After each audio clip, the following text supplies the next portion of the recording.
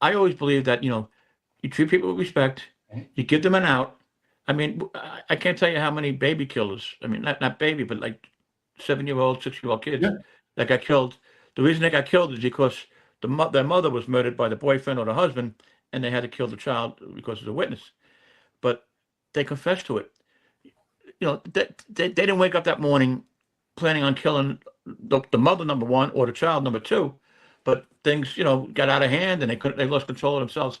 So you have to give them an out, get it off their chest, tell them the truth. I'm not a monster. I'm not an animal. This is what happened. It was a dispute, and it got out of hand.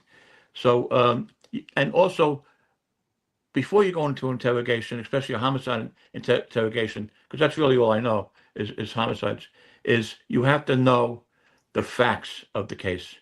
You have to know if the guy's bullshitting you or if he's giving you half a truth. So before you walk into that room, know as much as you can. I know you don't always know everything because you weren't there, but know as much as you can. This way you can determine if the guy's, steering you the wrong way or steering you the right way. It's very important. Yeah. And the other thing I'll add is, by the time I would get into the substance of what I really wanted to talk about, there's times I'd be talking to that person for an hour and a half, just building rapport. And I agree with everything you said, Joe. The other thing is you always got to leave the door open at the end of the interview. You may have to talk to that person again. So that's where the respect really comes in handy, is because if you build some degree of rapport, if you have to re-engage that person for another interview down the road,